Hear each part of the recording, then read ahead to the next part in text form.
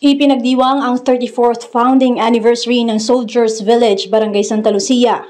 Inimbitahan ang lahat ng mga residente ng village upang matunghayan ang inilunsad na kauna-unahang pageant para sa mga nanay o may asawa, ang Mrs. Soldiers Village 2024, at makisaya sa aktibidad.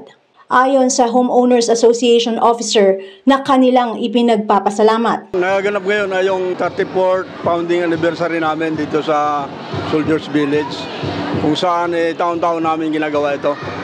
Actually, ang anniversary namin ay Mayo 1. Subalit, ginawa namin itong ganitong activity kasi para makatin yung lahat ng mga villagers, bisita at saka mga guests.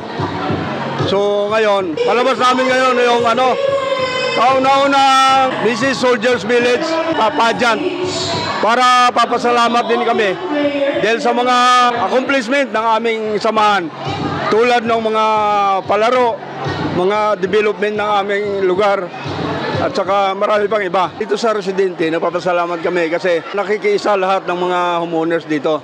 Doon naman sa mga LGO, napapasalamat kami kay Mayor Vico dahil dyan siya at kami ay sinusuportahan ng mga pangailangan namin dito sa Soldiers Village Homeowners Association.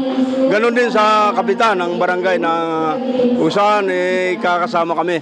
Siya kay Kapitan Aldwin Ilagan. Kasama yung kanyang may bahay. Dahil sa anibersaryo ng lugar at para sa nalalapit na Mother's Day, ay saktong-sakto ang inilunsad na patimpalak. Ang naging punong abala ay ang grupo ng mga kababaihan na Pretty Ladies.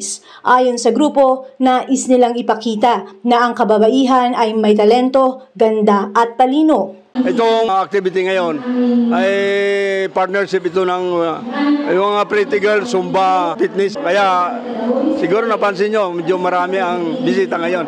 Dahil ito, kaganapan ng mga kababaihan. Ngayon po sa makikita nyo, puro po kami babae. Ang ginaganap po namin ay programa para po sa mga nanay. Ngayon po ay meron tayong Mrs. Soldiers 2024. Kung bilang pagpaparangal po sa mga ina. Dahil ngayon po ay buwan ng mga nanay. Kaya itong panahon na to, ang mga nanay lalabas sa mga bahay para ipakita po ang kanilang mga kakayahan at ang kanilang mga talento. This is our first pageant for this year and nag-i-start pa lang po kami. Bago po namin binuo to, nag-isip kami ng tema. Siyempre, kadalasan po ang beauty contest para sa mga dalaga, Miss Gay. Ngayon po, iba naman po ang inisip namin, kundi para sa mga ina. Pahalagam naman po natin ngayon ang mga nanay.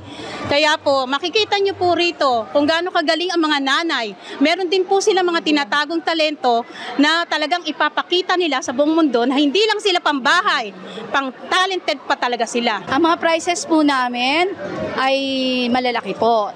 10,000 po sa Mrs. Soldiers with oven na microwave. Tapos po, in first runner-up naman po is 6,000 and with oven din po. And then the second runner, 4,000 and oven. 1,000 pesos ang consolation. And then yung talent, meron po siyang makukuwang oven. And then yung 500 po yung special award. Gawin namin ang lahat na best sa mga contestant ngayong gabing to. Lahat ng mga talent nila, papakita nila ngayong gabi. Para successful ang event na to. Ang message namin po sa maging winner, maging masaya sila at i-enjoyan namin po ito. Ilang mga individual ang nagbigay ng suporta para maging matagumpay ang buong pagdiriwang ng anibersaryo ng Soldiers Village. Nagpapasalamat po kami na nabuo namin ang programang ito para sa mga nanay. Una sa lahat, syempre, sa mga sponsor, sa ating butihing Mayor Vico Soto na lagi pong nakasuporta, lalo na po sa mga tulad naming nanay. Si Consi Martires na lagi sumusuporta sa aming lugar at sa Pretty Ladies Zumba.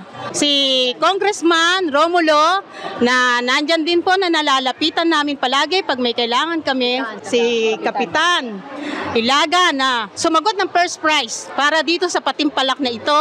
At sila Kagawad Arlene Scott, Kagawad Ombrog, Kagawad Balingit, nakakanta pa. Siya po ang magse-serenade para sa mga nanay. Talaga nagpa-practice siya doon pa lang sa likod. At yung iba pa po na nasa barangay. At mga residente po ng Soldiers Village na nakipagtulungan para mabuo po namin ang patimpalak na to. Kaya maraming salamat po. Salamat po sa ating Panginoon. At sa ating presidenteng poging-pogi, syempre hindi namin makakalimutan ang aming presidente na si Pres J.R. Istangco na sumusuporta sa amin para mabuo ito. Dahil sa naumpisahan na po namin magkaroon ng patimpalak para sa mga ina, inaasahan po namin tuloy-tuloy pa to sa darating na taon at i-open na po namin para sa buong Pasig sa mga nanay na naninirahan dito sa buong Pasig. Kaya kung sino po gustong sumali next year po, abangan niyo po, sumali na po kayo. Ako si Luan Peñano para sa latest ng iNews Pasig.